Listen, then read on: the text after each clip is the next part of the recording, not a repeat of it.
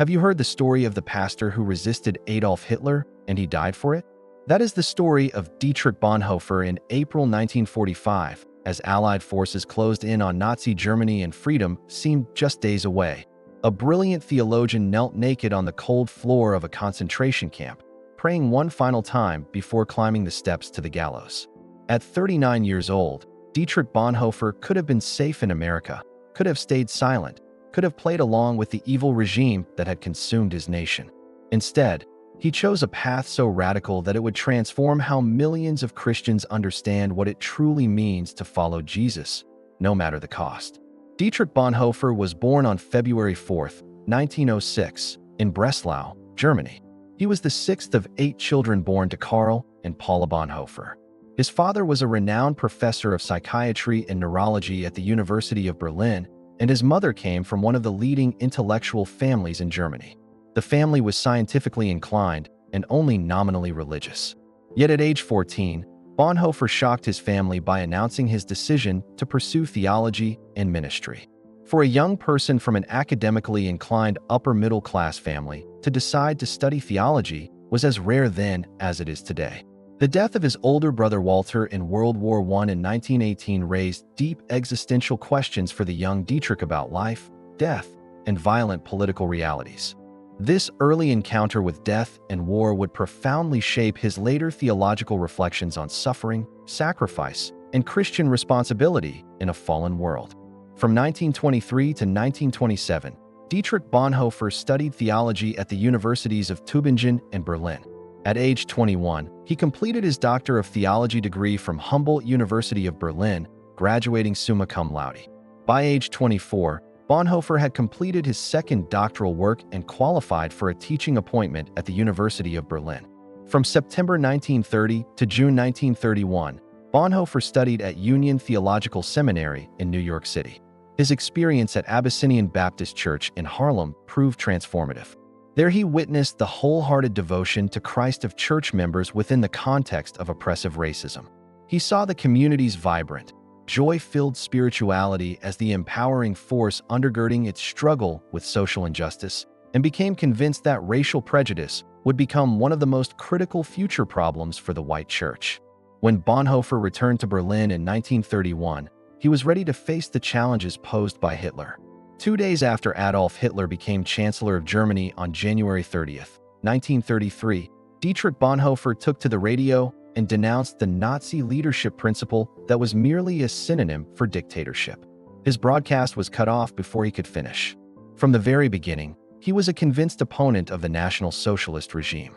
Despite widespread enthusiasm for Nazism among Protestant leaders, Bonhoeffer argued that the Church's ratification of Nazi racial policies surrendered Christian precepts to political ideology. The ideological extremism of the German Christians provoked a backlash, leading to the formation of the Confessing Church in May 1934. Bonhoeffer became a key founding member and one of its leading theologians. In 1935, Bonhoeffer returned to Germany to establish an underground seminary for the Confessing Church at Finkenwald. For 2 years, he trained young seminarians under Gestapo surveillance. It was during this period that Bonhoeffer wrote his most famous work, The Cost of Discipleship, published in 1937, in which he attacked the cheap grace being marketed in Protestant churches, an unlimited offer of forgiveness which in fact served as a cover for ethical laxity. In late 1937, the Gestapo closed Finkenwald. By this time, 27 of his former students were already in prison. Bonhoeffer spent the next 2 years secretly traveling throughout Eastern Germany to supervise his students. The Gestapo banned him from Berlin in January 1938 and issued an order forbidding him from public speaking in September 1940. In 1939, Bonhoeffer had the opportunity to return to the United States to safely sit out the war. He spent only 2 weeks in New York City before deciding to return to Germany. He wrote to his sponsor, the theologian Reinhold Niebuhr, that I will have no right to participate in the reconstruction of Christian life in Germany after the war if I do not share the trials of this time with my people. Bonhoeffer's involvement became increasingly political after 1938, when his brother-in-law introduced him to the group seeking Hitler's overthrow. In October 1940, he obtained an assignment in the Office of Military Intelligence, which became the center of the German military resistance groups that eventually culminated in the July 20th, 1944 attempt to overthrow the regime. Bonhoeffer charged that the church was silent when it should have cried out because the blood of the innocent was crying aloud to heaven. He and others responded personally by helping Jews move to neutral Switzerland. His participation in the murder plot obviously conflicts with Bonhoeffer's position as a pacifist. He told his sister-in-law, "If I see a madman driving a car into a group of innocent bystanders, then I cannot as a Christian simply wait for the catastrophe and then comfort the wounded and bury the dead.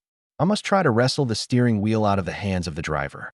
In April 1943, shortly after becoming engaged to Maria von Wiedemeyer, Bonhoeffer was arrested by the Gestapo and imprisoned at Tegel prison. While in prison, he acted as a counselor and pastor to prisoners of all denominations. He continued writing, producing letters, poems, and theological reflections that would later be published as letters and papers from prison.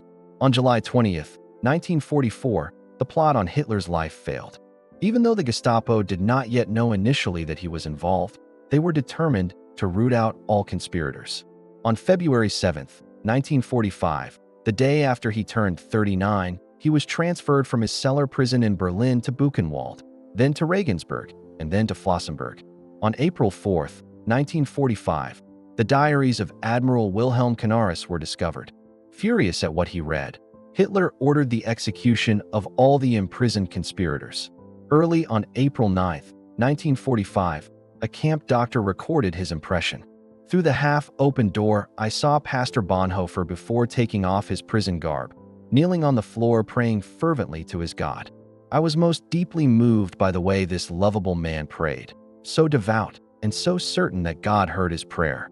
At the place of execution, he again said a prayer and then climbed the steps to the gallows, brave and composed. His death ensued in a few seconds. The prisoners were ordered to strip. Naked under the scaffold, Bonhoeffer knelt for one last time to pray. 5 minutes later, he was dead. The last words of the brilliant and courageous 39-year-old opponent of Nazism were, "This is the end. For me, the beginning of life." On April 30th, 1945, the same month that Bonhoeffer was hanged, Hitler committed suicide. 7 days later, Germany surrendered. Bonhoeffer died at the young age of 39, but his words and his life continue to inspire countless believers around the world. His writings, especially The Cost of Discipleship, Life Together, Ethics, and Letters and Papers from Prison, have become classics of Christian spirituality and theology. His insistence that grace is costly because it cost God the life of his Son and must cost us our lives, as well has challenged generations of Christians to take their faith seriously. The story of Dietrich Bonhoeffer teaches us that authentic Christianity requires more than intellectual assent or religious activity. It demands costly obedience, even when that obedience leads to suffering and death. Bonhoeffer refused to separate faith from ethics, theology from action, or spiritual devotion from social responsibility. He understood that following Christ meant confronting evil wherever it appeared, even when that evil wore religious garments and spoke the language of nationalism and patriotism. The young theologian who knelt in prayer moments before his execution showed the world what it means to believe that death is not the end, but the beginning of life with Christ. Please subscribe and share for more of this.